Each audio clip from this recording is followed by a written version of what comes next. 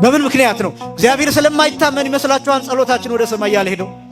ስለሚገደሉት እንጸልያለን፣ ስለሚታረዱት እንጸልያለን፣ ስለ ሕፃናቱ እንጸልያለን፣ ስለ ሰላም እንጸልያለን፣ ስለ ጦርነት እንጸልያለን፣ ስለ ዓለም እንጸልያለን። ግን መልስ ማናገኘው ለምንድን ነው? የመጀመሪያው ይሄን መጠየቅ ያስፈልጋል ማለት እያንዳንዳችን በየልባችን የእምነት መጉደል ካለ እሱን መፈተሽ ያስፈልጋል። ስለዚህ የቅናትና ምቀኝነት የሚባለውን ስናስወግድ ያን ጊዜ ጸሎታችን በእግዚአብሔር ፊት የሚሰማ ይሆናል። እነዚህ ነገሮች ጸሎታችን ከእግዚአብሔር ምላሽ እንዳናገኝ የሚከለክሉ ናቸው። የሰውን ኃጢአት እናንተ የኔን ኃጢአት ይቅር ካላላችሁ፣ እኔ እናንተን ኃጢአት ይቅር ካላልኩኝ፣ በድላችሁኝ ይቅር ካላልኳችሁ፣ በድያችሁ ይቅር ካላላችሁኝ እግዚአብሔር ሁላችንንም ይቅር አይለንም። ይቅር ባለመባላችን ምክንያት የጸሎታችን ምላሽ ወደኛ አይመጣም። ስለዚህ የጸሎታችንን ምላሽ እንዳናገኝ የሚከለክል ከቂም ከበቀል አለመራቅ። ቀየምታህን አታሳድረው፣ ቁርፊያህን አታሳድረው፣ ከልብህ አውጣው፣ ከአይምሮህ አውጣው። ንጹሕ አድርግ ራስን። ልክ ቆሻሻን በመታጠብ እንደምታስወግዱት ሁሉ ሰውነታችሁ ውስጥ ቂም እንዲኖር አትፍቀዱለት። ትዕቢት ማለት ራስን ከፍ ማድረግ፣ ሌላውን ዝቅ አድርጎ ማየት፣ መናቅ ማለት ነው። የልብ ጾር ነው፣ በልብ ውስጥ የሚከሰት ነው፣ በአይምሮ የሚመላለስ ነው እና ሌላውን ሰው እኔ እኮ ጸሎተኛ ነኝ ነገሌ ግን ሳይጸልዩ ነው የሚወጡት ብሎ ራስን ከፍ ማድረግ በፍጹም የጸሎታችንን ምላሽ እንድናገኝ አያደርገን። ጸሎታችንን ምላሽ እንዳናገኝ የሚያደርጉ ምክንያቶችን እየተመለከትን ያለ ነው ሳምንት የጀመርነው። የጸሎታችን ምላሽ የጸሎታችን መልስ ከእግዚአብሔር እንዳይመጣ ከእግዚአብሔር እንዳይሰጠን የሚያደርጉ 13 ምክንያቶች አሉ። 13 ምክንያቶች አሉ። እኔ በደረስኩባቸው፣ እኔ ባነበብኳቸው፣ እኔ በተረዳኋቸው ናቸው እንጂ 13 ብቻ ናቸው ማለት አይደለም። ቢጨመቁ 5 ሊሆኑ ይችላሉ፣ ከዛ በላይ ቢዘረዘሩ 30 ሊሆኑ ይችላሉ። ግን እኔ በተረዳሁት ከነዛ ምክንያቶች አንደኛው የጸሎታችንን መልስ እንዳናገኝ የሚያደርገን የእምነት መጉደል ነው ብለን ይህንን በስፋት አይተናል። የእምነት መጉደል ማለት የምንጸልየውን ጸሎት እግዚአብሔር እንደማይሰማን ማሰብ ወይም ደግሞ መጠራጠር። ይሄን ደግሞ ከመጽሐፍ ቅዱስ ከወንጌል አንጻር ከራሱ ከጌታ ትምህርት አንጻር አይተናል። የማቴዎስ ወንጌል ምዕራፍ 21 ቁጥር 22 ላይ ያለውን ቃል አንስተን ወኩሎ ዘሰአልክሙ በጸሎት እንዘ ትትአመኑ ትነስኡ፣ አምናችሁ በጸሎት የጠየቃችሁትን ሁሉ ትቀበላላችሁ ነው። ይሄ ማለት ግን ሳታምኑ የጠየቃችሁት ካለ አትቀበሉም።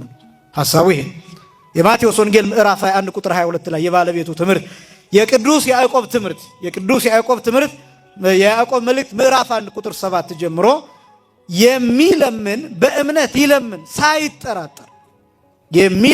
ሳይጠራጠር በእምነት ይለምን። ሁለት ልብና ሁለት ሐሳብ ላለው ሰው ከጌታ ዘንድ አንዳች እንኳን የሚያገኝ አይምሰለው። አንዳች እንኳን ነው የሚጠራጠር ሁለት ልብ ያለው ሁለት ሐሳብ ያለው። ስለዚህ ጸሎቶቻችንን እንፈትሻቸው።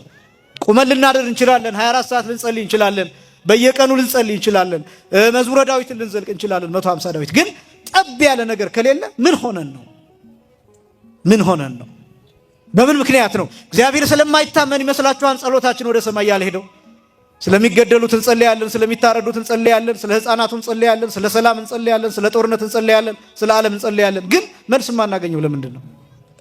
የመጀመሪያው ይሄን መጠየቅ ያስፈልጋል ማለት እያንዳንዳችን በየልባችን የእምነት መጉደል ካለ እሱን መፈተሽ ያስፈልጋል። አምላካችን እግዚአብሔር ለሁላችንም እምነትን ይጨምርልን። በነገራችን ላይ ሐዋርያት እምነትን ጨምርልን ብለው የጠየቁበት ጊዜ አለ። እምነት ይጨመራል። የሚጨመረው ግን በእግዚአብሔር በኩል ሳይሆን በእኛ በኩል ነው። ባለፈው እንዳልኳችሁ እኛ ጥረት ባደረግን ቁጥር፣ እኛ ዕውቀታችንን መረዳታችንን ባሳደግን ቁጥር፣ ወደ እግዚአብሔር መቅረባችንን ባሳደግን ቁጥር እምነታችን ይጨምራል። እምነት የሚጨመር ነገር ነው። ባለፈው በፐርሰንቴጅ 25፣ 50፣ 70፣ 100 እያልኩ እንደነገርኳችሁ ማለት ነው። እና ስለዚህ የእምነት መጉደል የጸሎትን ምላሽ እንዳናገኝ ይከለክላል።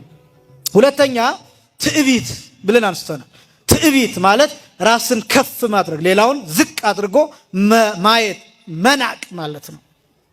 የልብ ጾር ነው፣ በልብ ውስጥ የሚከሰት ነው፣ በአይምሮ የሚመላለስ ነው እና ሌላውን ሰው እኔ እኮ ጸሎተኛ ነኝ ነገሌ ግን ሳይጸልዩ ነው የሚወጡት ብሎ ራስን ከፍ ማድረግ በፍጹም የጸሎታችንን ምላሽ እንድናገኝ አያደርገን። ስለዚህ ትዕቢት ቅዱሳንም የወደቁበት 40 ዓመት ዘግተው ኑረው ብዙ ሰዎች የሚወርዱት በትዕቢት ነው፣ ራሳቸውን ከፍ አድርገው። ይህንን በስፋት ተመልክተናል። ሁለተኛ ትዕቢት የጸሎታችንን ምላሽ እንዳናገኝ ከሚያደርገን አንዱ። ሶስተኛ ውዳሴ ከንቱ መሻት ወይም ከንቱ ውዳሴ ወይም ከንቱ ምስጋና ወይም ባዶ ምስጋና ወይም የማይጠቅም ምስጋና ወይም ደግሞ በሰዎች ዘንድ መታየትን፣ መመስገንን፣ ጎበዝ መባልን መፈለግ የጸሎታችንን ምላሽ እንዳናገኝ ያደርገናል። ይህን በስፋት የማቴዎስ ወንጌል ምዕራፍ 6ን ጌታ ፈሪሳውያንን የገለጠበትን አገላለጥ አንስተን ተመልክተናል። በእውነት ከውዳሴ ከንቱ እግዚአብሔር ሁላችንንም ይጠብቃል። ደጋግሜ የምናገረው ስለ ውዳሴ ከንቱ ስንናገር ውዳሴ ከንቱ መሻት የሚባለው ሰው አያችሁ ማለት ውዳሴ ከንቱ ሆነባችሁ ማለት አይደለም። ይህን በጥንቃቄ ስሙ። እናንተ ሰው እንዲያያችሁ ብላችሁ አታድርጉት እንጂ ስትጸልዩ ሰው አያችሁ ማለት ውዳሴ ከንቱ ይሆንባችኋል ማለት አይደለም። ለምሳሌ አንድ ሰው ብያችኋለሁ፣ እዚህ ቁሞ ቢጸልይ እኛ አየ ነው እንድናየው ብሎ ካልሆነ የጸለየው ውዳሴ ከንቱ አይሆንበትም። ግን እንድናየው ብሎ ከሆነ ግን ባዶውን ሆነ፣ ከሰረ። ከኪሳራ እግዚአብሔር ሁላችንን የሚጠብቀን። ጸሎት ብቻ አይደለም፣ በነገራችን አገልግሎትም ውዳሴ ከንቱ ካለው ከንቱ ውዳሴ ካለው በሰዎች ዘንድ መመስገንን መፈለግ ካለው ማህሌትም ቢሆን ቅዳሴም ቢሆን ሰዓታትም ቢሆን የሚቆርቡት ሰዎች ይጠቀማሉ፣ የሚያቆርበው ሰው ግን አይጠቀምም። ውዳሴ ከንቱ ካለበት ለድምፁ ብሎ እንደዚህ እኔ ስቀድስ እኔ እንደዚህ ነኝ እያለ ይሄን ብቻ። አሁን ይሄ ጥቂት የሌለበት የለም። ሁላችንም ይሄ ጾር ይኖርብናል። ማለት ሁላችንም መመስገን እንፈልጋለን። እኔም እፈልጋለሁ፣ አቤት ስታስተምር መባል እፈልጋለሁ፣ ጥቂት እፈልጋለሁ። ግን ደግሞ አያችሁ ራስን ይሄን እያራቁ ከዚህ እያራቁ መሄድ ይገባል። እድገት የሚባለው ይሄ ከዚህ ሐሳብ መውጣት። ውዳሴ ከንቱ ብያቸዋለሁ ከዚህ በፊት በእኛ ቤት እዚህ በካህናቱ፣ በአገልጋዩ፣ በሊቃነ ጳጳሳቱ፣ በአለቆቹ፣ በያስተዳዳሪው ያለው ትልቅ በሽታ ውዳሴ ከንቱ ነው ብያቸዋለሁ። በጣም ትልቅ በሽታ ሆኖ የሚበጠብጠን እና ይህን ማጥፋት መታገል ያስፈልጋል። በእውነት ከባድ ንቅዘት ነው፣ ከባድ ኪሳራ እና በሁሉም ቦታ ያለ ነው። ስለዚህ ውዳሴ ከንቱ በጣም ማራቅ ያስፈልጋል። ከውዳሴ ከንቱ እግዚአብሔር ሁላችንንም ይሰውረን። አራተኛ የጸሎታችንን ምላሽ ከማናገኝባቸው ምክንያቶች አንዱ የበደሉትን ይቅርታ አለመጠየቅ። ምን አለመጠየቅ አልኳችሁ? ይቅርታ አለመጠየቅ። የበደልነውን ሰው ፈልጋ አፈላልክ። ያው ጌታ የተናገረውን አንብቤያለሁ። የማቴዎስ ወንጌል ምዕራፍ 5 ቁጥር 23 ላይ የማቴዎስ ወንጌል ምዕራፍ 5 ቁጥር 23 ላይ መባ ይዘህ ስትሄድ ወደ መሰዊያው ቦታ ብትደርስ ከዛ ትዝ ቢልህ ከወንድምህ ጋር አንዳች ነገር እንዳለ ትዝ ቢልህ መባውን ባለበት አስቀምጠውና ተመልሰህ ሂደህ ወንድምህን ይቅርታ ጠይቀህ ከዛ እንደገና ተመልሰህ መባውን አቅርብ። የሚቀድመው ያኛው ሻማ ልታቀርብ 50 ሺህ ብር ይዘህ 100 ሺህ ብር ይዘህ ለቤተ ክርስቲያን አንዳች ነገር ልታደርግ ይዘህ መጥተህ እዚህ ቁመህ ቀጥ ብለህ ትዝ ቢልህ ለካ ገሊትን አስቀይሜያታለሁ ተመልሼ ሄጄ ይቅርታ ልጠይቅና ብለህ ተመልሰህ እንደገና 50 ሺህ ብር አስገባ። እና አንዳንድ ነገሮች የሚቀድሙና የሚከተሉ ነገሮችን ወይም ቅደም ተከተላቸውን ማወቅ ይገባል። የበደሉትን ይቅርታ አለመጠየቅ ጸሎታችን ምላሽ እንዳያገኝ ያደርገዋል። አምስተኛ የበደሉንን ይቅርታ መጠየቅ ብቻ ሳይሆን ለበደሉን ሰዎች ምን አለማድረግ ለበደሉን ሰዎች ይቅርታ አለማድረግ የጸሎታችንን ምላሽ እንዳናገኝ ይከለክላል። ይሄ የማቴዎስ ወንጌል ምዕራፍ 6 ላይ በግልጽ የተጻፈ አባታችን ሆይን ስንጸልይ ሁልጊዜ የምንለው ብዬ በስፋት አንስቻለሁ እና አንድ የሚያስፈራኝን ቃል ነግራችኋለሁ። የማቴዎስ ወንጌል ምዕራፍ 6 ቁጥር 15 ላይ እናንተ የሰውን ኃጢአት ይቅር ካላላችሁ የሰማያዊ አባታችሁም እናንተን ይቅር አይላችሁም ተብሎ ተጽፏል። የጌታ ቃል ነው፣ ወንጌል ነው። የማቴዎስ ወንጌል ምዕራፍ 6 ቁጥር 15 ላይ የሚገኝ ቃል ነው። የሰውን ኃጢአት እናንተ የኔን ኃጢአት ይቅር ካላላችሁ እኔ እናንተን ኃጢአት ይቅር ካላልኩኝ በድላችሁኝ ይቅር ካላልኳችሁ በድያችሁ ይቅር ካላላችሁኝ እግዚአብሔር ሁላችንንም ይቅር አይለንም። ይቅር ባለመባላችን ምክንያት የጸሎታችን ምላሽ ወደኛ አይመጣም። ስለዚህ ይከለከላል። ብዙ ነገሮች ዘግተውብን ቆይተዋል። እኔ ሁልጊዜ እላለሁ የእርቅ ቀን ሁሉ ያስፈልገናል። እንደ ሀገር እንደ ኢትዮጵያ የእርቅ ጊዜ የይቅርታ ጊዜ ይሄ ከመንግስት አይደለም የሚጠበቀው፣ ከሃይማኖቶች ነው የሚጠበቀው። ከሃይማኖት መሪዎች፣ ከሃይማኖት አባቶች፣ ከሃይማኖት ሰዎች ከዚህ የሚጠበቅ በእያንዳንዳችን የያዝናቸው በየአይምሯችን የተጠራቀሙ ነገሮች አሉ። እነዚህ ጸሎታችን ምህላችን ምላሽ እንዳያገኙ አድርገውናል። ኢትዮጵያ ውስጥ የፈሰሰ እንባ ብዙ ነው። ኢትዮጵያ ውስጥ የደረሰ ምህላ በጣም ብዙ ነው። እኔ ሁልጊዜ እላለሁ በኮሮና ጊዜ እግዚአብሔር መቼም ጸሎታችንን ሰምቶ ጠብቆናል። የምታምኑ ሰዎች ካላችሁ በእውነት አስተውላችሁት ከሆነ አስታውሳለሁ በዚያ ጊዜ ኢትዮጵያ ውስጥ 28 ሚሊዮን ህዝብ ይሞታል በኮሮና ተብሎ ግምት ሲወጣ ፕሪዲክት ሲደረግ 28 ሚሊዮን ህዝብ ይሞታል። እነ ብራዚል እንደዛ ከሆኑ፣ እነ ጣሊያን እንደዛ ከሆኑ፣ እነ አሜሪካ እንደዛ ከሆኑ፣ ሌሎችም ሀገሮች አደጉ ሰለጠኑ የሚባሉ ሀገሮች እንደዚህ ከሆኑ አፍሪካ ውስጥ ከገባ በተለይም ደግሞ ኢትዮጵያ ከገባ 28 ሚሊዮን ህዝብ በኮሮና ይሞታል ተብሎ ነበር ሲነገር ነበር።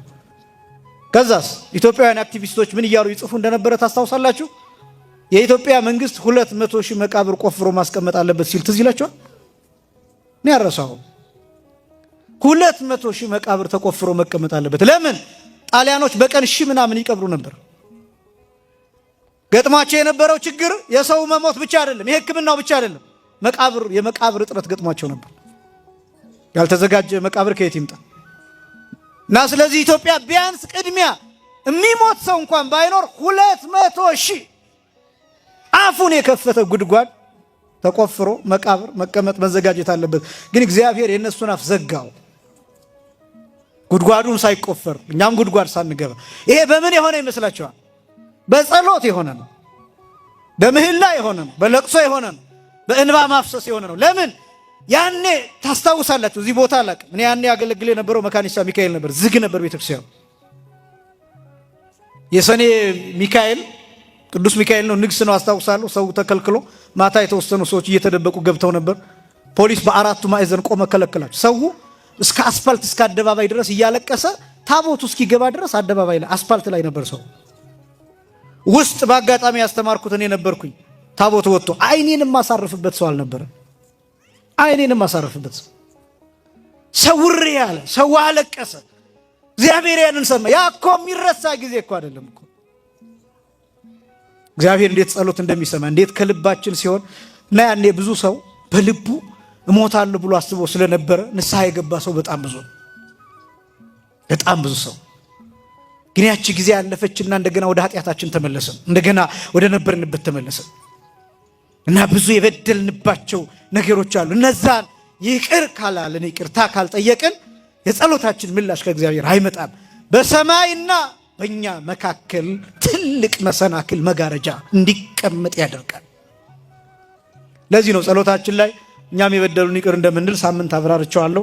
ይሄ ይሆነው። ስለዚህ አምስተኛ ይቅርታ አለማድረግ። እነዚህ አምስቱ ነገሮች ከጸሎታችን ምላሽ እንዳናገኝ የሚከለክሉ ናቸው ብለን ሳምንት አይተናቸዋል በስፋት። ከዛሬ ጀምሮ የምንመለከተው ስድስተኛ ከቂም ከበቀል አለመራቅ፣ የጸሎታችንን ምላሽ እንዳናገኝ የሚከለክልን ከቂም ከበቀል አለመራቅ። መጀመሪያ ቂም እና በቀል የሚለው ላብራራላችሁ። ቂም እና በቀል ሁለቱ የተለያዩ ናቸው። ቂም ሐሳብ ነው። ቂም ቀየምታ ነው። ቂም ኩርፊያ ነው። ቂም በውስጣችን ያለ ጨለማ ነገር ነው፣ ደመና ነገር ነው፣ መጋረጃ ነገር ነው ቂም የሚባለው። በቀል የሚባለው ግን የተጠራቀመ ቂም ወደ እርምጃ የሚወስድ ወደ ውሳኔ የሚወስድ። በቀል የሚለውን ፈረንጆቹ ሪቬንጅ ትክክለኛ የሚገልጠው ሪቬንጅ እርምጃ ነው፣ አክሽን ነው። ቂም በአይምሯችን ነው የሚቀመጠው፣ በልባችን ነው የሚቀመጠው። ከዛ ይጠራቀማል። ይቅር ካላልን ይቅርታም ካልጠየቅ ቆይ እሰራልሃለሁ ወደ ማለት እንመጣለን። ቆይ ያገኝሃለሁ ብለን ጊዜ ወደ መጠበቅ እንመጣለን። ያ ቂም የሚባለው ተጠራቅሞ ምን እንደሚሆን ታውቃላችሁ? ሞት ይሆናል፣ መግደል ይሆናል። ስታዩት ሰውየውን ደማችሁ ይንተከተካል፣ ፊታችሁ ይለወጣል፣ አይናችሁ ይቀላል፣ ሰውነታችሁ ይንቀጠቀጣል። ምንም ነገር ብታገኙ ሰውየው ላይ ከመወርወር አትመለሱም። ለምን? አእምሯችሁ ውስጥ ተጋግሮ ቆይቷል። አታሳድሩት የሚባለው ለዚህ ነው። ፀሐይ ሳይገባ ቁጣችሁን አብርዱ የሚባለው ለዚህ ነው። አቁርሩ መዓተክሙ ዘእንበለ ይዕርብ ፀሐይ ይላል ቅዱስ ጳውሎስ ሲናገር። ፀሐይ ሳይገባ ነው የሚለው። አታሳድረው፣ ቀየምታህን አታሳድረው፣ ቁርፊያህን አታሳድረው። ከልብህ አውጣው፣ ከአይምሮህ አውጣው። ንጹሕ አድርግ ራስህን። ልክ ቆሻሻን በመታጠብ እንደምታስወግዱት ሁሉ ሰውነታችሁ ውስጥ ቂም እንዲኖር አትፍቀዱለት። እንደ ሀገር ቂሞች አሉ፣ የተጠራቀሙ ቂሞች አሉ። በተግባር የተደረጉ ወይም ደግሞ ዲስኮርስ የሚባሉ ትርክቶች አሉ አይደለም? የተጠራቀሙ አሉ። እነዛ በሆነ ቦታ በፈንዳት ጀመሩ። እነዛ በሆነ ቦታ መታየት ጀመሩ። ከዛ ሰዎች ሞቱበት፣ ሰዎች ተገደሉበት። ያ ምን ሆኖ መሰላችሁ? ተጠራቅሞ። ያ ተጠራቅሞ እንደ ሀገር፣ እንደ ብሔር፣ እንደ ህዝብ፣ እንደ ማህበረሰብ ለዘመናት ተንጥሎ እንዲቆይ ተደርጎ የሆነ ሰዓት ላይ ወደ እርምጃ ተገባ። በየቦታው የምታዩቸው በጣም ብዙ ነገሮች አሉ፣ ብዙ ምልክቶች አሉ። ይሄ ደግሞ ከራስ ነው የሚጀምረው፣ ከራስ ነው። የተቀየማችሁት ብሔር የለም እናንተ በግላችሁ፣ የተቀየማችሁት ሰው የለም በግላችሁ፣ የተቀየማችሁት ማህበረሰብ የለም በግላችሁ፣ የተቀየማችሁት የሆነ ቡድን የለም። አሁን ላይ በጣም ከመዛመቱ የተነሳ ሰዎች የሆነ አካልን በግሩፕ ይጠላሉ። ለምሳሌ የሆነን ሰው ብትጠይቁት እኔ ጎንደር የሚባል ሀገር አይመቸኝም ሊላችሁ ይችላል። ሌላኛው ጎጃም የሚባል ሀገር አይመቸኝም ሊላችሁ ይችላል። ሌላኛው እኔ ወሎ የሚባል እጠላለሁ ሊል ይችላል። ሌላኛው ተነስቶ እኔ ትግሬ የሚባል እንደውም አይከፍለኝም የሚል ሰው ሁሉ አለ።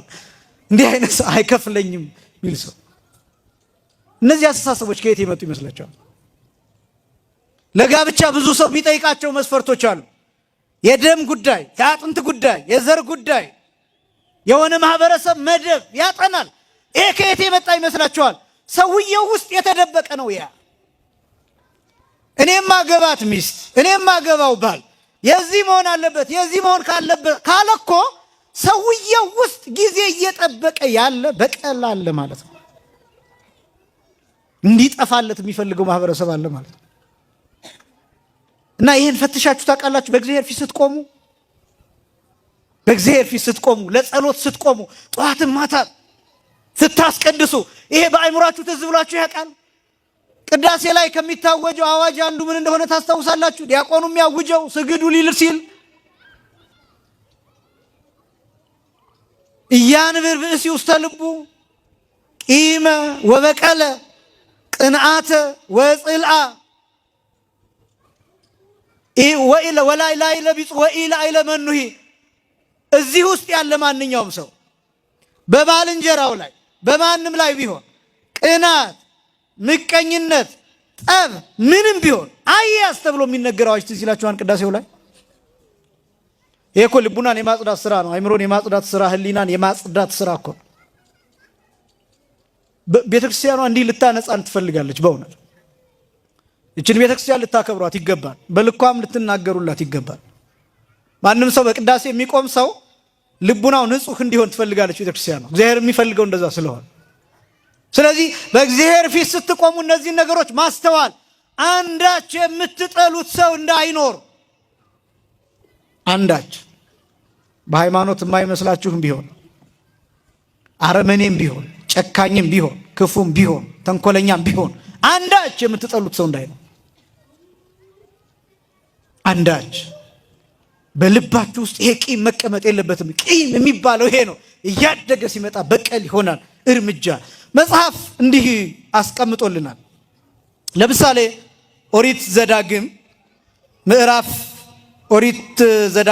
32 ቁጥር 35 ላይ በቀልና ፍርድ የኔ ነው ይላል እግዚአብሔር። በቀልና ፍርድ የማን ነው? የኔ ነው ይላል እግዚአብሔር። በቀልና ፍርድ እግዚአብሔር ነው። ማንንም እንዳትበቀል፣ ለማንም ክፉ እንዳታስብ፣ ማንም ላይ እርምጃ እንዳትወስድ፣ ማንንም ለመግደል እንዳታስብ፣ ለማሳደድ ከትንሽ ጀምሮ የቂም ጤነኛ የለውም። አሁን አንዳንድ ሰው በስኬት መበቀልም ጥሩ የሚመስለው ሰው አለ። ማለት ምንድነው? በቃ እሱ ትልቅ ደረጃ የሚደርሰው እየተበቀለ ነው። እንደ መስፈንጠሪያ ሊያገለግል ይችላል። ነገር ግን በበቀል አታስበው። ራስን ከሌላ ጋር አታወዳደር። የተሰጠህን ነገር መኖር ነው እና በቀል የእግዚአብሔር ነው፣ ፍርድ የእግዚአብሔር ነው። አትፍረዱ፣ አትበቀሉ። ኦሪት ዘሌዋውያን ምዕራፍ 19 ቁጥር 18 ላይ እንዲህ የሚል ቃል አለ። አትበቀልም፣ በሕዝብህም ልጆች ቂም አትያዝ። በሕዝብህም ልጆች ቂም አትያዝ፣ ነገር ግን ባልንጀራህን እንደ ራስህ ውደድ ይልና እኔ እግዚአብሔር ነኝ ይላል። እኔ ማን ነኝ? እግዚአብሔር ነኝ ይላል። ለምን እግዚአብሔር እንዲህ እንደሚል ታውቃላችሁ? ቂም ብትይዝ እግዚአብሔር ያውቀዋል። መሸወድ አትችልም፣ እግዚአብሔርን ማታለል አትችልም። እግዚአብሔር ይቅር በለኝ ብለህ መቆም እንዴት ትችላለህ? ይቅር በለኝ ብለሽ መቆም እንዴት ትችላለሽ? ይቅርታ ሳታደርግ እንዴት በእግዚአብሔር ፊት መቆም ይቻላል? እግዚአብሔርን ጅል ማድረግ እንዴት ይቻላል? ሞኝ ማድረግ እንዴት ይቻላል? እግዚኦ መሐረነ ክርስቶስ ብሎ ለመማለል፣ ለመጸለይ፣ ለመለመን ምረህ መምጣት አለብህ። ምረህ መምጣት አለብህ። ራርተህ መምጣት አለብህ። ይቅር ብለህ መምጣት አለብህ። እና አንዳንድ ነገሮች ይቀዳደሙብናል። ሐዋርያው ቅዱስ ጳውሎስ ሮሜ ምዕራፍ 12 ከቁጥር 19 ጀምሮ ደግሞ የጻፈዋል። ለማንም ስለ ክፉ ፋንታ ክፉን አትመልሱ ይላል። ለማንም ነው የሚለው። ልብ በሉ፣ ለማንም። ይሄ ቃል ለማንም ማለት ለሚያምንም ለማያምንም፣ ብሔሬ ነው ለምትለውም ለማትለው፣ ይመስለኛል ለምትለውም ለማትለው፣ ለባልንጀራህም ለሌላውም፣ ለጓደኛህም ለሌላውም፣ ለእናት ለአባት፣ ለእህት ለወንድም፣ ለሌላው፣ ለጠላትህም ለወዳጅህም፣ ለሁሉም የሚሰራ ቃል። እነዚህን ቃላት መስማት ያስጨንቃል እውነት ለመናገር። ምክንያቱም አብዛኛው ሰው እየኖረ ያለው ለሰዎች ክፉ በመመለስ ነው። አድርገውና አሳይሃለሁ ይላል። ሁሉም ሰው በዛቻ ነው የሚኖረው፣ በማስፈራራት ነው የሚኖረው። ለማንም ስለ ክፉ ፋንታ ክፉን አትመልሱ፣ በሰው ሁሉ ፊት መልካም የሆነውን አስቡ። በሰው ሁሉ ፊት ነው የሚል። ልብ በሉ፣ በሰው ሁሉ ፊት። በሁሉም ሰው። ሰው የሚለው የማን መጠሪያ ነው? የኢትዮጵያዊ መጠሪያ ብቻ ነው እንዴ? የነጭ፣ የጥቁር፣ የአፍሪካዊ፣ የአሜሪካዊ መጠሪያ ነው። የሁሉም በሰው ሁሉ ፊት ነው የሚል። መልካም የሆነውን አስቡ ቢቻላችሁ ሲልና በእናንተ በኩል ይላል። በማን በኩል? በማን በኩል? በእናንተ በኩል፣ በእኛ በኩል ማለት ነው። ምክንያቱም ቅዱስ ጳውሎስ እየጻፈ ያለው ለክርስቲያኖች። ቢቻላችሁስ በእናንተ በኩል ከሰው ሁሉ ጋር በሰላም ኑሩ ይላል። ከሰው ሁሉ ጋር፣ ከማንኛውም ሰው። እኔ ሁልጊዜ ላለው ኦርቶዶክሳዊ ማለት የማይረብሽ ከሁሉም ሰው ጋር በሰላም መኖር የሚችል ሃይማኖትን አክብረ ማለት ነው። እነዚህ ሲባል የሌላ ሰው ሃይማኖት እየተከተሉ ሌላ ሰው የሚሰግደውን እየሰገዱ የሌላ ሰው ስርዓት እያከበሩ ማለት አይደለም። የሌላ ሰው አምልኮ ስርዓት እየፈጸሙ ማለት አይደለም። ለምሳሌ ከሙስሊም ጋር በሰላም መኖር ማለት መስጊድ እየሄድክ አብረህ እየሰገድክ ማለት አይደለም። የእነሱን ስጋ እየበላህ ማለት ነው አይደለም። የእሱን ሃይማኖት ታከብራለህ፣ ያንተን ሃይማኖት ታስከብራለህ። ለሰውየውስ የሚፈልገውን ነገር ታደርግለታለህ። መልካም ነገር፣ በጎ ነገር ታደርግለታለህ። ቢበድልህ ይቅርታ ታደርግለታለህ። ቢበድልህ ቂም አትይዝበትም። ሊገልህ ቢፈልግ አትገለውም። አንተ ልትገለው አትፈልግም። ቢሰድብህ አትሰድበውም። ክፉ ቢያደርግብህ ክፉ አታደርግበትም። ትታገሰዋለህ። ይልቁንም ትመክረዋለህ፣ ትነግረዋለህ። የማይመለስ ከሆነስ አገር ለቀህለት ትሄዳለህ፣ ቦታ ለቀህለት ትሄዳለህ። ለምን? ወንጌል ላይ የተቀመጠው እንደሱ ነው። የማቴዎስ ወንጌል ምዕራፍ 10 ቁጥር 22 ጀምሮ ወሶበ ይሰድዱክሙ እምዛቲ ሀገር ጉዩሃ በካሊታ፣ ከዚያች ሀገር ቢያሳድዷችሁ ወደ ሌላው ሂዱ ይላል። እስከዚህ ድረስ የሚረግሟችሁን መርቁ፣ የሚያሳድዷችሁን መርቁ። እርገሙ አይደለም የተባለው። የተጻፈልን ይሄ ቢቻላችሁስ ከሰዎች ሁሉ ጋር በሰላም ኑሩ ተወዳጆች ሆይ ይልና ራሳችሁ አትበቀሉ ይላል ቅዱስ ጳውሎስ። ተወዳጆች ሆይ ራሳችሁ አትበቀሉ፣ ለቁጣው ፋንታ ስጡ እንጂ ይላል። እስኪ በሉ፣ ለቁጣው ፋንታ ስጡ እንጂ። ምን ማለት መሰላችሁ? ለምሳሌ እኔ አንድ ነገር ባስቀይማችሁ እናንተ እኔ ላይ ብትቆጡ እግዚአብሔር ዝም ይላል ማለት ነው። ለምን? እናንተ ተቆጣችሁኝ።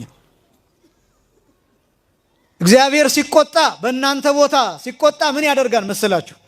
እኔንም ያስተምረኛል፣ ለእናንተም የጠፋባችሁን ይመልስላችኋል።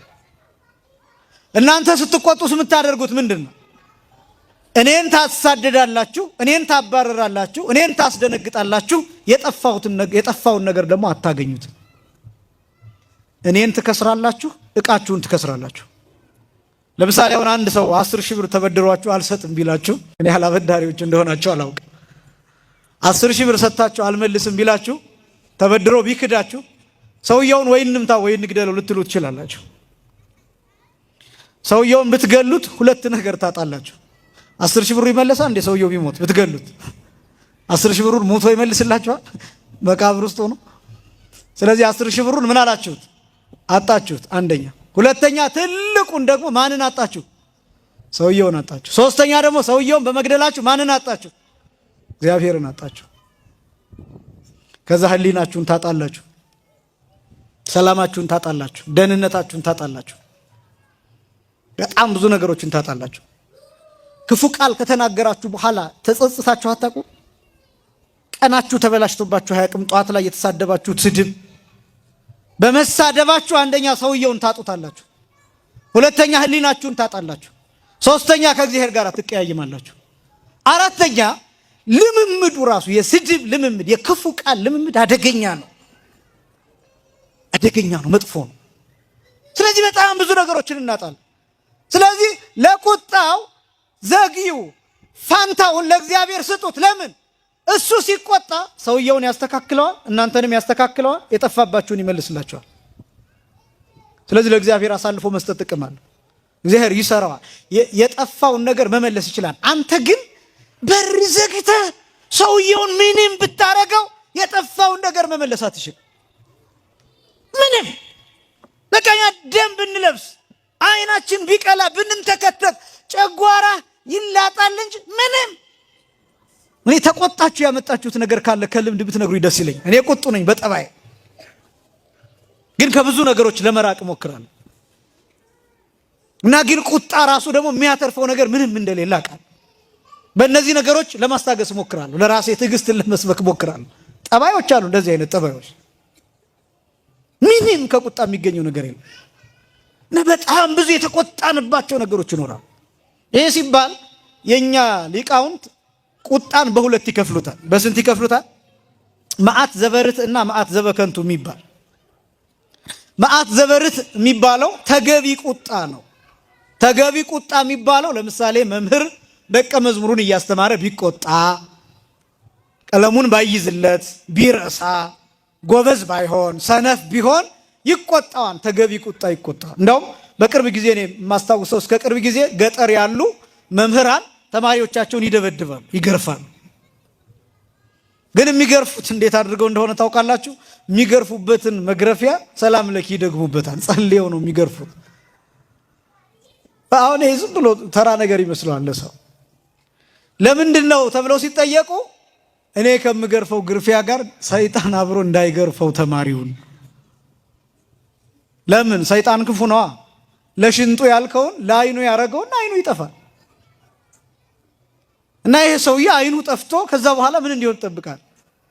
ይሄ ብቻም አይደለም፣ ሰውየው ሊሞትም ይችላል፣ ጸጥ ሊል ይችላል፣ አብሮ ሰይጣን ሊመታው ይችላል፣ ጋኔን ሊመታው ይችላል፣ የተሰወረ ጋኔን። አንተ በትንሽ ልምብሽ ሽንጡ ላይ ስታሳርፍ እሱ ዘነዘና ይዞ መጥቶ ሽንጡ ሊለው ይችላል። ስለዚህ ሰይጣን እንዳይመታ ብለው ሰላም ለኪ ይደግሙበታል። መምህሮቻቸውን ያከብራሉ፣ መምህሮቻቸውን ይፈራሉ ተማሪዎቹ። ይሄ መዓት ዘበርት ይባላል። ወላጆች ልጆቻቸውን ይቆጣሉ በአግባብ በስርዓት። ለምን ይሄን አልሰራህም? የቤት ስራህን ለምን ይሄን አላደረክም? ለምን ይሄን ጣልክ? ለምን ይሄን አጠፋ? ሁለተኛ ይሄን እንዳታደርግ ተብሎ ይቆጣል። ይሄ መዓት ዘበርት ተብሎ ይጠራል።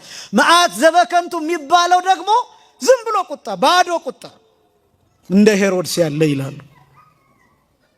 የሄሮድስ ቁጣ ምን አይነት ቁጣ እንደሆነ ታውቃላችሁ? ጌታ ተወለደ ባሉት ጊዜ ተቆጣ፣ ተበሳጨ። እንዲያውም የእኛ ሊቃውንት የሚገልጡት ጨለማ ገልማጭ ይላሉ። ጨለማ ገልማጭ ማለት አሁን እናንተ በጣም ተቆጡና ጨለማውን ገልምጡት፣ ምን ታመጣላችሁ? አሁን ጨለማውን አሁን ዘወር ብላችሁ ምን አባቱ ይሄ ጨለማ ብትሉ ይሰማችኋል። ጨለማ ገልማጭ ማለት እንደሱ። አንደኛ ቁጣው ከንቱ ነው፣ ተገቢ አይደለም። ሁለተኛ ደግሞ ተቆጥቶ የሚያመጣው ምንም ነገር የለም። ሶስተኛ ደግሞ በሆነ ባልሆነው የሚቆጣ ሰው። ለምሳሌ አንዳንድ ሰው በዝናብ የሚቆጣ ሰው ገጥሟቸው ያቅም። አሁንስ የዝናብ አበዛው ከጧት ጀምሮ ቀኑ ሙሉ ይዘንባል እንዴ ብሎ የሚቆጣ ሰው ምንም አታመጡ። ሄሮድስ በክርስቶስ ላይ ተቆጣ። ተወለደ ሲባል ካህናቱን ሰበሰበ። ንገሩኝ የት እንደሚወለድ አለ። በእነሱ ላይ ተቆጣ። ኢየሩሳሌም ላይ ተቆጣ። ህዝቡ ላይ ተቆጣ። ምንም ያደረገው ነው። ለጊዜው አሳዶታን፣ ግን ሞተ። ስለዚህ ባዶ ቁጣዎች አሉ እና ለእግዚአብሔር ፋንታ መስጠት ያስፈልጋል። ለቁጣው ፋንታ ስጡ እንጂ ይልና በቀል የኔ ነው እኔ ብድራቱን እመልሳለሁ ይላል ጌታ ተብሎ ተጽፏልና ይልና ታዲያ ምንድን ነው የምናደርገው ለጠላቶቻችን ካላችሁ፣ ጠላትህ ይላል ቅዱስ ጳውሎስ፣ ጠላትህ ግን ቢራብ አብላው ይላል። ጠላትህ ቢራብ ምን በለው? አንዳንድ ጊዜ እኔ ሳስባቸው እነዚህን ቃላት ያው ስንማራቸው እኛ የምናደርጋቸውና ቃሉ ሰማይና ምድር ይሆናል። እውነት ለመናገር እነዚህን ነገሮች መኖር ካልጀመርን ከባድ ነው የሚሆነው።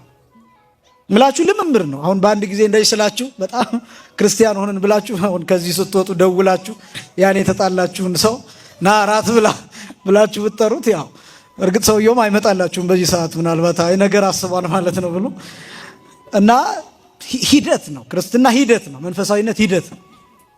ግን በእውነት ከዚህ መጀመር ይፈልጋል። አሁን እንዳው ጠላትን ቢራብ አብላው ሲባል የግድ እንዳልኳችሁ ራት መጋበዝ አይነት አይደለም። ተርቦ ግን ብጭቅጫቂ ለብሶ እናንተ ጋር ቢመጣ ምንድን ነው የምትሉት እናንተ? እታባህ የሚገባህን አግኝተሃል። እኔ ያኔ ስልህ የነበረው ይሄ ጭራሽ እንዳውም የወደቀ ግንድ መጥረቢያ ይበዛበታል ይባላል። እና እኛው እዛው ላይ ነገር ነው የምንጨምርበት። ማጽናናት አንችልም ኢትዮጵያውያን። በእውነት ማጽናናት የምንችለው በሞት ብቻ፣ በህይወት ማጽናናት አንችልም። ይሄ ክብር ከኛ ተገፏል። በእውነት ይሄ ክብር ከኛ ተወስዷል። ሰዎችን በህይወታቸውን አንጠይቅም። መቃብር አስጊያጮች ነን። መቃብር እናንቆጠቆጣለን። የ3 ቀን የ7 ቀን የ30 ቀን የ40 ቀን የ80 ቀን የዓመታት የዚህ የሙት መታሰቢያ ስናወጣ ጎበዞች ነን። ይሄ ማስቆረቢያ እነዚህን ማድረግ ጎበዞች ነን። መልካም ነው እሱ፣ ምክንያቱም የቤተ ክርስቲያን ስርዓት ስለሆነ። ግን በህይወት እያለ ያን ሰው አናግዘውም። ጥሩ ሳጥን እንገዛለን። ሰው ሲሞት ውድ የሆነ ብር የሚያወጣ ሳጥን ገዝተን ሰውየውን እንቀብረዋለን። በህይወት እያለ ግን ለሚጠይቀን ነገር አናደርግም፣ አንተዛዘንም። እነዚህ ባህሎች እኔ መቼ እንደሚስተካከሉ አላውቅም። እስራኤላውያን ሙሴ ከነሱ ጋር በነበረበት ጊዜ ሙሴን በድንጋይ ሊመቱት ብዙ ጊዜ አምልጧቸዋል። ይሄን ታውቃላችሁ? በድንጋይ ደብድበው ሊገሉት አምልጦ ደብተራ ኦሪት ገብቶ ብርሃን ተተክሎ ያዳነው ጊዜ አለ። ሙሴ ዞር በልልን ከግብፅ አውጥተህ እዚህ መከራ የምታሳየን አንተ ነህ።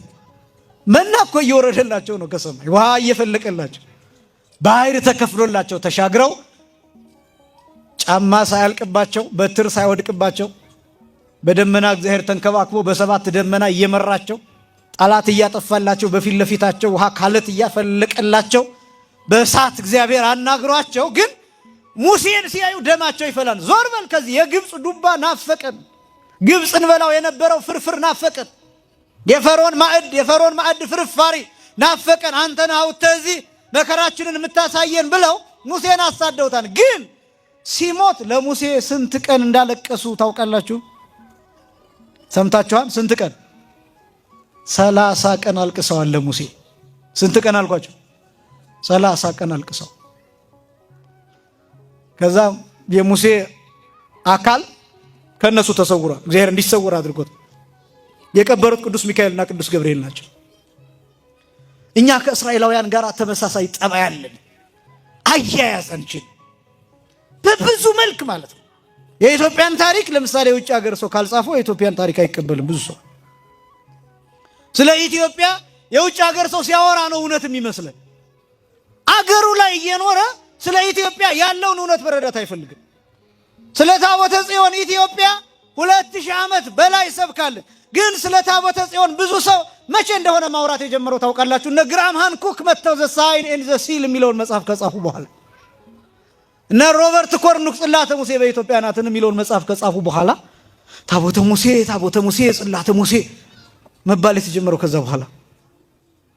ስለ መጽሐፈ ሄኖክ ብዙ መወራት የተጀመረው እነ ጄምስ ብሩስ መጥተው ስኮትላንዳዊ ሰው መጥቶ የአባይን ምንጭ መፈለግ በሚል ሰበብ ቅጂውን ይዞ ከሄደ በኋላ።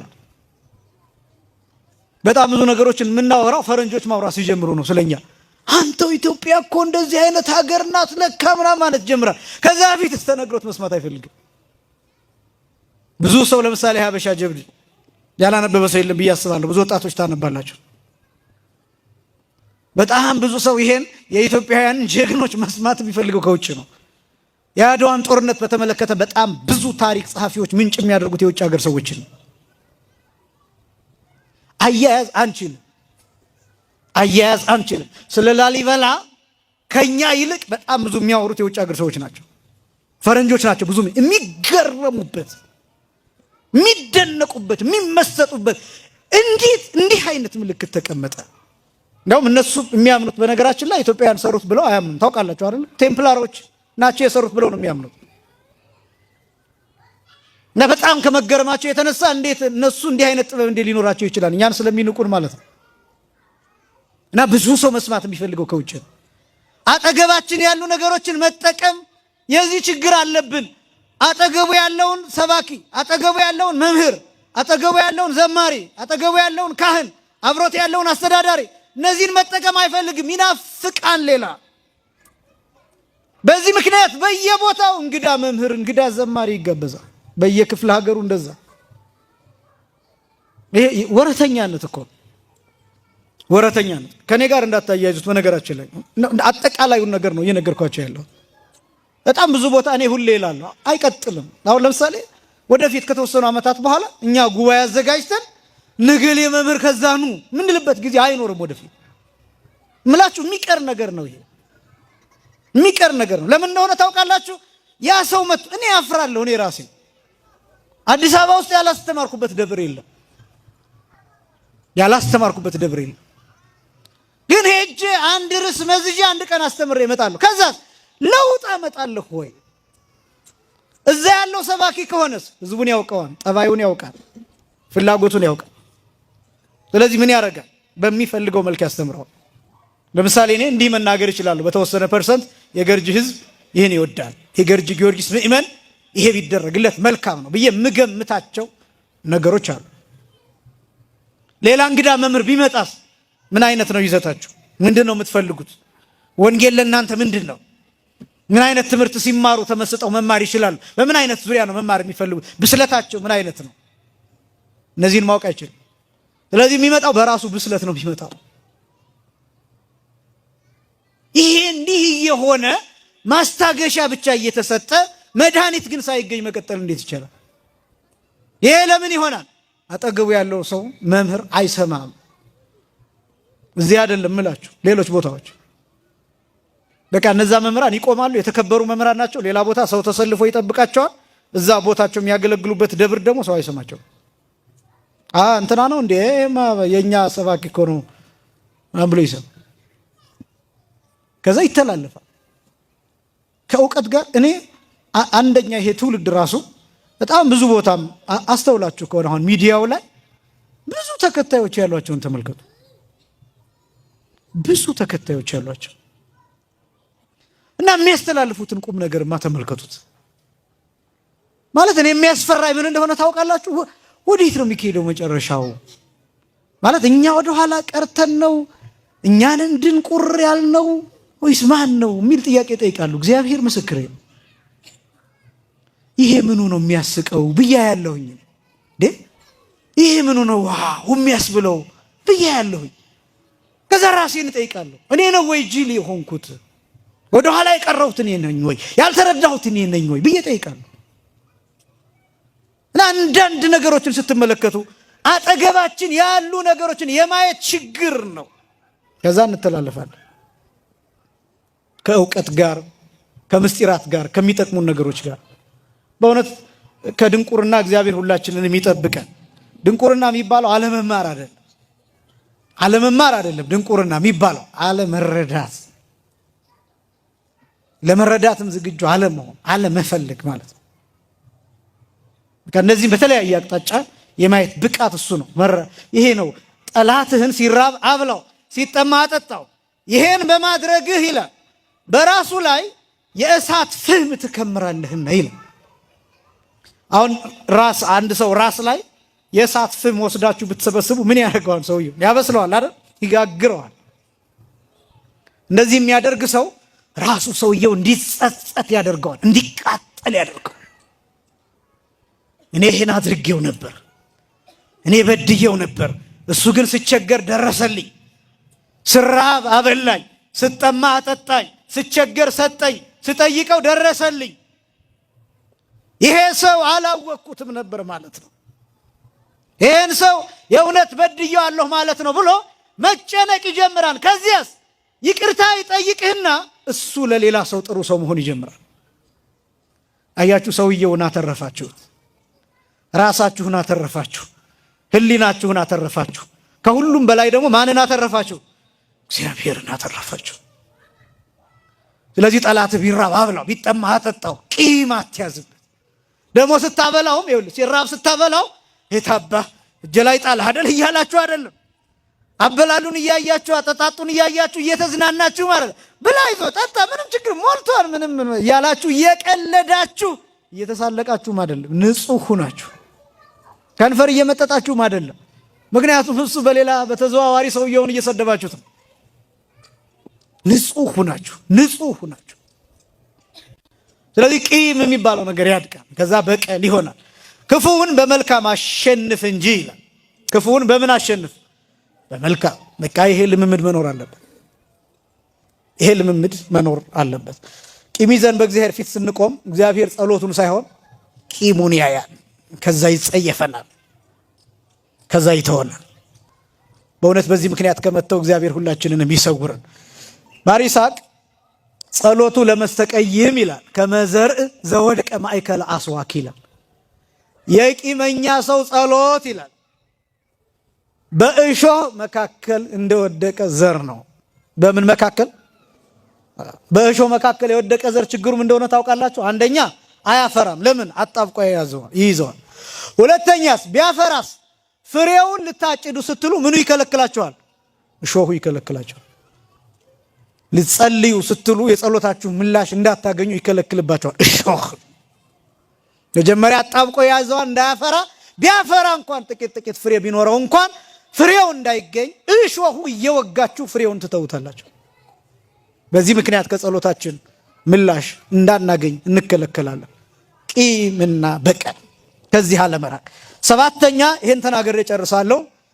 ቅናትና ምቀኝነት። እስኪ በሉ ቅናት በሉ ምቀኝነት። የጸሎታችንን ምላሽ እንዳናገኝ ከሚያደርጉን ነገሮች አንዱ ሰባተኛ ቅናትና ምቀኝነት ነው። ቅናት ያው እንደሚታወቀው ስጋዊ ቅናት፣ መንፈሳዊ ቅናት ተብሎ የሚከፈላል። ብዙ ሰው ግን በመንፈሳዊ ቅናት ስም የሚቀናው ስጋዊ ነው። እቺ ማልበሻ ነች። አሁን አንዳንዱ ሰው መንፈሳዊ ቅናት እኮ ነው ይላል። ግን ማጣራት ያስፈልጋል። እውነት መንፈሳዊ በእርግጥ ቅዱስ ጳውሎስ ቅኑ ለእንተ ታቢ ጸጋ ይላል። ለምትበልተው ጸጋ ቅኑ ይላል። ለምሳሌ ካህን መሆን መፈለግ ቅናት፣ መንፈሳዊ ቅናት። መምህር መሆን መፈለግ መንፈሳዊ ቅናት ነው። ግን ደግሞ መንፈሳዊ ቅናት ነው ብሎ ደግሞ ዝም ብሎ ማበላሸትም አይደለም፣ ሌላውን መርገጥም አይደለም። ብዙ ጊዜ ብዙ ሰዎች አሁን ለምሳሌ አንድ ሰው ይነሳና በቃ እኔ መምህር መሆን ፈልጋለሁ ወይ ዘማሪ መሆን ፈልጋለሁ፣ እንደምንም ለፍቶ ሊሳካለት ይችላል። ያው አውደ ምሕረት ላይ መዘመር ሊጀምር ይችላል። ከዛ ግን ችግሩ እንደሆነ ታውቃላችሁ፣ ከሱ ውጭ ሌላ ሰው ያለ አይመስለውም። ከዛ በኋላ በቃ ነገሌ ለምንድን ነው የሚቆሙት? እኛ እኮ ስንት ለፍተን ነው እኮ እዚህ የመጣ ነው ማለት ይጀምራል። አያችሁ፣ ቅናቱ መንፈሳዊ የነበረው ያኛው ወደ ስጋዊ ተቀየረ ማለት ነው። ለምን? መጀመሪያውንም ቅናቱ መንፈሳዊ ሳይሆን ምናዊ ነው፣ ስጋዊ ነው። እና ጥንቃቄ ያስፈልገዋል። ቅናትና ምቀኝነት ልክና እንደ ቂምና እንደ በቀል ነው ትርጉማቸው። ቅናት ሲጠራቀም ምቀኝነት ይሆናል። በጣም ጠንካራ ቃል ነው ይሄ ምቀኝነት የሚባለው። እኔ እንደውም እንደ ማህበረሰብ እኛ ኢትዮጵያውያን አስተዳደጋችንም ምናችንም ይመስለኛል ይሄ ምቀኝነት የሚባለው በጣም ከባድ በቃ ሰው ሀብታም ሲሆን ደስ አይለንም፣ ሲጠራ ደስ አይለንም፣ ዝነኛ ሲሆን ደስ አይለንም፣ ገንዘብ ሲያገኝ ደስ አይለንም፣ ሲለብስ ደስ አይለንም። በቃ በእውነት ብትመለከቱ ለምሳሌ በቲክቶክ ያነገሷቸው ሰዎች አሁን የሆነ ማህበረሰብን ትመለከቱ። የቲክቶክ ማህበረሰብ ደግሞ የተለየ ነው። ያሁን አንዱ ግራ የሚገባኝ ከየት ነው የመጡት ውላላለሁ። ምን እንደሆነ ታውቃላችሁ? ለምሳሌ እኔ አሁን ቸግሮኝ የሆነ ቲክቶክ ላይ ወጣሁን በላይ አድርገውና ከዛ ሰው ወይኔ ምስኪን ሲያሳዝን በቃ እንርዳው ምናምን ይባልና ለምሳሌ ሊረዱኝ ይችላሉ። ከዛ እኔም ገንዘብ አገኘሁ አይደለ? ቀበጥ ነኝ። ገንዘቡን ሳገኝ ጥሩ መልበስ፣ ጥሩ መኪና መንዳት መጀመር ሲያቀብጠኝ እኮ ነው። ከዛስ ያው እንርዳው ያለው ሰው ምን ያደርገኛል? የታባቱ እዚህ ቦታ ታይቷል ይሄን ለብሶ እኛን እንደዚህ ያቀበጥ ነው ብሎ መከስከስ ይጀምር። እንዴት እንደምወድቅ እንደገና መስራት ይጀምር። ይሄ ችግሩም እንደሆነ ታውቃላችሁ። መጀመሪያ ሆኖ በሐዘኔታ ስም የተደበቀ ምቀኝነት አለ። በርህራሄ ስም የተደበቀ፣ በመርዳት ስም የተደበቀ ማይዘልቅ ርህራሄ፣ ወረተኛ ርህራሄ፣ ጊዜያዊ ርህራሄ፣ የውሸት ርህራሄ፣ የተንኮል ርህራሄ። ከዛ እያዩኝ እኔ ስለወጥ እኔ ከፍ ስልሴ የታባቱ እንዴት እንዳወርደው ማለት ይጀምራል። እኔ ከምን እንደተሰራን አይገባኝ፣ ከምን እንደተሰራን አይገባኝ። በቃ ደስ አይለንም ሰው ሲለወጥ። ሰው በጥረቱ በመከራ ምንም ነገር አያስደስተንም። በቃ የሆነ ሰው ለምሳሌ አሮጌ ልብስ ቢለብስም እንቀልድበታለን፣ ደህና ልብስ ቢለብስም እንቀልድበታለን፣ ማይረባ መኪና ቢይዝም እንቀልድበታለን፣ ከፍ ያለ መኪና ቢይዝም እናሽሟጥጠዋለን፣ ጎዳና ቢያድርም እንደዛው፣ ቤት ቢኖረውም እንደዛው። በቃ አንመችም። በእውነት በጣም ከባድ። እንደዚህ አይነት ነገሮች ካሉ እነዚህን ጠባዮች ማስወገድ ይቻላል። ታዲያ እግዚአብሔር ሞኝ ነው? እኔና እናንተ ልብ ውስጥ ቅናት እያየ ምቀኝነት እያየ በቅናት እያበድክ በጎረቤት እያበድክ በራስ ባልንጀራ አብረህ ምሳ በምትበላው ከሱ ጓደኛ እሱ ሲለወጥ እያየህ እየቀና በእግዚአብሔር ፊት ቀርበ ልክ ክስ የሚያቀርብ ሰው አለ። እግዚአብሔር ሆይ ለጓደኛ ይሄን ሰጠው እኔን ግን ትተኛል አይደል እያልክ ሪፖርት እያቀረብክ፣ ጸሎት ሳይሆን ሪፖርት እያቀረብክ እግዚአብሔር ይሄን የሚሰማ ሞኝ ነው? አታገኝም። እንዲያውም ማለት ያለብህ ጓደኛዬ ስላገኘ ደስ ብሎኛል፣ እግዚአብሔር ሆይ አመሰግንሃለሁ፣ እኔን እንዲህ እንድኖር ከሆነ የመረጥከው እቀበላለሁ፣ ለዚህም አንተን አመሰግናለሁ፣ የሰጠኝ ሁሉ ልክ ነው። ይሄን ማለት ያስፈልጋን ከልብ እንጂ እርድብን እየተባለ አንሸሽገው ነገር በቅናት እየተንጨረጨርን በእግዚአብሔር ፊት ስንቆም ማያየው ይመስላችኋል እግዚአብሔር? እኔ በሆን እኔ ልሸውዱ ትችላላችሁ። ለምን አላየውም አልባችሁም አይምሯችሁም። እግዚአብሔርን ግን እንዴት ማታለል ይቻላል? ብዙ ሰው ያበደው በዚህ ነው። አንድ ጥቅስ ብቻ አንብቤ መጽሐፈ ምሳሌ ምዕራፍ 23 ከቁጥር 17 ጀምሮ እንዲህ ይላል፣ ልብህ በኃጢአተኞች አይቅና ይላል። ልብህ በኃጢአተኞች ምን አይበል? አይቅና። በቃ እነዛ ሰዎች ሀብቱን ያገኙት እንዴት ነው? ገንዘብ ያገኙት እንዴት ነው? ሰርተው ከሆነ ሰየው። ምናልባት እያጭበረበሩ ከሆነ እነሱ አጭበርብረው ስላገኙ ሀብታም የሆኑት እነሱ አይደሉም። ሀብታም አንተ ነህ። አላጭበረበርክማ፣ እውነት አለህ፣ አልዋሽህም፣ ህሊናህ ንጹህ ነው፣ ጤነኛ ነህ። ነገ ወዲያ እንዲህ አድርጎብኝ ብሎ የሚከስህ ሰው የለም። የምትመጣብህ የምትከስህ ሴት የለችም። የሚከስህ ሰው የለም። ህሊናህ ንጹህ ነው። ሀብታም እኔ አንድ አለማየሁ ገላጋ የሚባለው ሰው የሚያሳርፈኝ አንድ ቃል የተናገረው አለ። ስለ ሃይማኖቱ የራሱ ጉዳይ ነው፣ ለዛ አይደለም የጠቀስኩት። ግን ሀብት አንድ ነገር ነው። ሀብታምና ድሃ መካከል ያለው አንድ መስመር ነው አለ እና ደስ የሚል ስለሆነ ነው። በሀብታምና በድሃ መካከል ያለው አንድ መስመር ነው ይልና እሱም በቃኝና አይበቃኝም ማለት ነው ይላል። በቃ በቃኝ ካልክ ምንድነህ? ይበቃኛን ካልክ ሀብታም ነህ። አልበቃኝም ካልክ ግን በቢሊየን የሚቆጠር ገንዘብ እያንቀሳቀስክ ምንድነህ? ድሃ። አይበቃኝም ካልክ ድሃ ነህ። በቃኝ የምትል ከሆነ ሀብታም ነህ። በቃኝ ሲባል በቃ ይሄን ያስኩትን ይዤ ከዚህ በኋላ አልሰራ ማለት አይደለም። አቤት የሰጠኝ ነገር በቂ እኮ ነው። መብላት እችላለሁ፣ መጠጣት እችላለሁ፣ መኖሪያ አለኝ፣ መጠለያ አለኝ፣ መሄጃ አለኝ። ስለዚህ ጌታ ሆይ አመሰግናለሁ። ጤና አለኝ፣ ሌላ ነገር ባይኖር ጤና አለኝ። ቆሜ እየሄድኩ ነው፣ እያየሁ ነው፣ እየሰማሁ ነው፣ እየተናገርኩ ነው። ስለዚህ ይበቃኛል፣ ጌታ ሆይ አመሰግናለሁ። ከዛ ሌላው ይጨመርልኛል። ስለዚህ በሀብታምና በድሃ መካከል ያለው በቃኝና አልበቃኝም ማለት ጉዳይ ነው። አትቅና ይላል። ቀጥሎ እንዲህ ይላል፣ ነገር ግን ቀኑን ሙሉ እግዚአብሔርን በመፍራት ኑር ይላል። ምኑን ሙሉ? ቀኑን ሙሉ። ለምን ቀኑን ሙሉ እንደሚል ታውቃላችሁ? ቀኑን ሙሉ ማለት እድሜህን ሙሉ ማለት ነው። ለምን ቀኑን ሙሉ እንዳለ ታውቃላችሁ? በእድሜህ ዘመን ሙሉ እግዚአብሔርን ለሰከንድ እንኳን አትጠራጠረው። ለሰከንድ እንኳን ነገሌ በእንደዚህ እየሄዱ ነው፣ እኔ ግን እንደዚህ። እነዚህ ክሶች ናቸው። ይሄ ክስ ነው፣ ጸሎት አይደለም። አንተ የምትፈልገውን በእግዚአብሔር ፊት መኪናን ለመጠየቅ ተፈቅዶልሃል እኮ። መኪና አትጠይቅ አይደለም፣ ቤት አትጠይቅ አይደለም፣ ተፈቅዶልሃል እኮ። የፈለግከውን በእግዚአብሔር ፊት እንድታቀርብ ተፈቅዶልሃል። ግን የሚጠቅምህን ነገር እንዲሰጥህ እግዚአብሔር ለምነው። ግን ሌላውን ሰው ሪፈር አድርገህ አይደለም መኪና መጠየቅ ያለብህ። እነንትና መኪና እየነዱ ነውና እንደዚህ አይነት መኪና፣ ለእኔስ እንደዚህ አይነት ነገር እንደውም አንድ ቀልድ ሰምቻለሁ፣ ለእኔ በጣም አስቆኛል። እግዚአብሔር ሆይ ብሎ ይጠይቃል አንደኛው። እግዚአብሔር ሆይ እኔ ውድ ልጅህ መዝሙር እየሰማሁ አንተን እያመሰገንኩ እንድሄድ የራሴ የሆነ መኪና ሰጠኝ። በሀገር እየሄድኩኝ የህዝቡን ጫጫታ፣ ሙዚቃውን፣ ዘፈኑን አልቻልኩትም። ስለዚህ መኪና ስጠኝና መዝሙር እየሰማሁ ልሂድ ይላል። ከዛ አንደኛው በጎን ሆኖ ምን ይለዋል? በኤርፎን ስማ ተብለሃል ይላል። እና ያው ጥሩ ነው። አንዳንድ ጊዜ እንዲህ አይነት ፈጠራዎችም ለዚህ የሚፈልገዋል። እነገሌ እንዲህ ስለሆኑ እነገሌ እንደዚህ ስለሆኑ ብሎ ምክንያቶችን የሚፈጥር ሰዋል። ልብህ በኃጢአተኞች አይቅና፣ ነገር ግን ቀኑን ሙሉ እድሜህን ሙሉ እግዚአብሔርን በመፍራት ኑር፣ በእውነት ፍጻሜ ያለህና ይላል። በምን ፍጻሜ ያለህና? የእውነት ፍጻሜ ያለው ይሄኛው ሰው፣ ያኛው የእውነት ፍጻሜ የለውም። ይጣራን ገንዘቡን እንዴት እንዳገኘው፣ ሌላውን ቤቱን እንዴት እንደሰራው፣ ጉቦኛ ከሆነ ሙሰኛ ከሆነ እየተጣራ እንዴት እንደሚጨንቅ ታያላችሁ። አንተ ግን ንጹህ ነህ። የማንም ዕዳ፣ የማንም ላብ፣ የማንም ወስ፣ የማንም አንተ ላይ የለብህ። ስለዚህ ንጹህ ነህ። ሀብት ማለት እሱ። ስለዚህ በእውነት ፍጻሜ ያለህና ይልና ተስፋህም አይጠፋምና ልጄ ሆይ ስማ፣ ጠቢብም ሁን፣ ልብህን በቀናው መንገድ ምራ። መጽሐፈ ምሳሌ ምዕራፍ 23 ቁጥር 17 ላይ። ስለዚህ የቅናትና ምቀኝነት የሚባለውን ስናስወግድ ያን ጊዜ ጸሎታችን በእግዚአብሔር ፊት የሚሰማ ይሆናል።